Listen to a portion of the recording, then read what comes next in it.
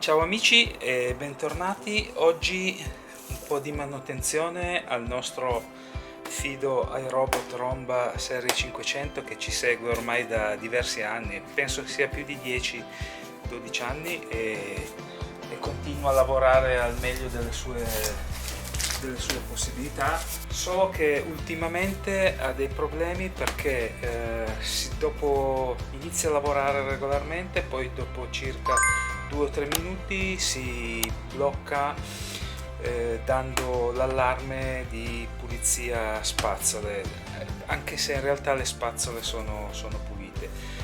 Guardando un po' su internet e dei forum dedicati ai robot Roomba, ho visto che probabilmente sarà la cassettina delle spazzole, che al suo interno c'è un sensore. Questo sensore probabilmente dà dei problemi, non riesce più a essere fedele nel rilevamento della sporcizia. Niente, questo sensore è incorporato nella cassettina delle spazzole, per cui dovremo sostituire la cassetta delle spazzole. Io l'ho acquistata su Amazon, costa circa intorno ai 50 euro. Comunque vi lascerò il link in descrizione. Niente, ora vi farò vedere come sostituirle e se risolviamo il problema.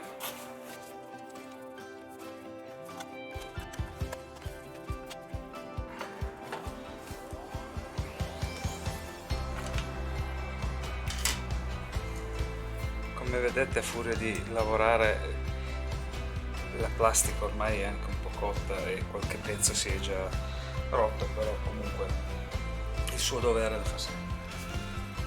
Togliamo il cassetto della polvere.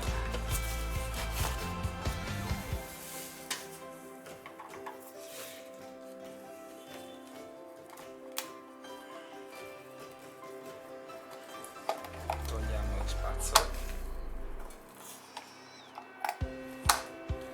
Bene, la parte da sostituire è questa qua. Come vedete, questo qui dovrebbe essere il sensore incriminato. Ho provato a pulirlo e grattarlo leggermente con carta vetrata molto fine, seppia, quasi 400, ma niente, non succede nulla, per cui proviamo a sostituirlo.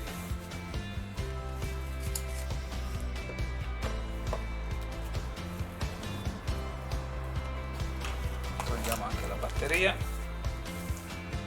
Se guardate nel mio canale c'è anche il video per la sostituzione della batteria.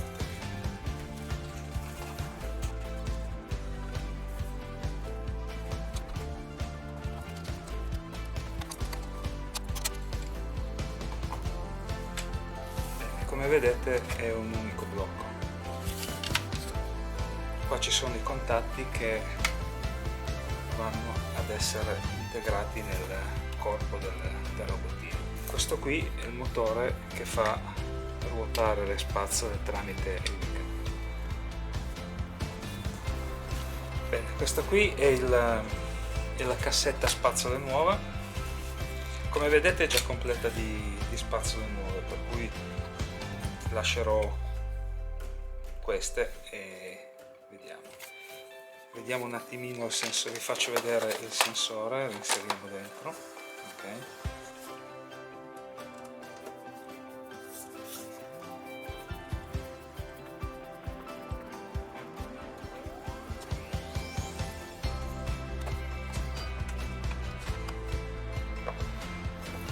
Bene, ora vi faccio vedere anche qua dove posiziona il sensore. Eliminiamo le spazzole e questo qui è il sensore dello sporco. Ed ora andremo a provare a verificare che funzioni regolarmente.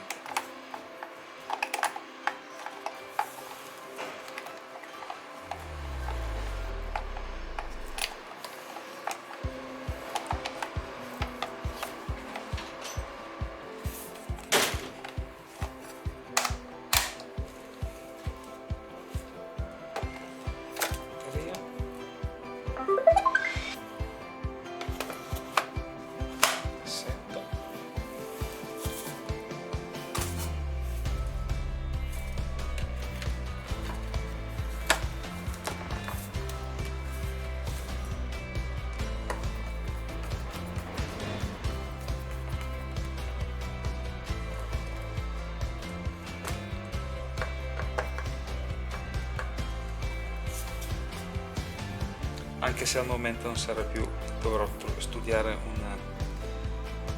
una rondellina da inserire qua in modo che stia chiuso, però per non perdere la vite.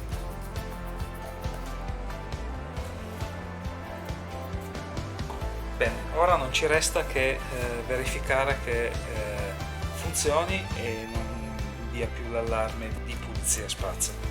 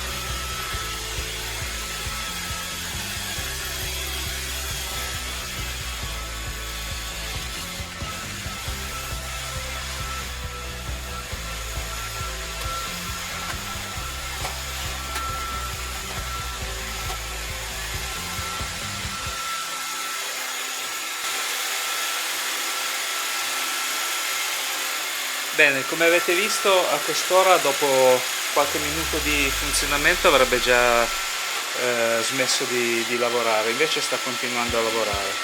Niente, abbiamo risolto il problema e abbiamo recuperato 500 euro di robottino.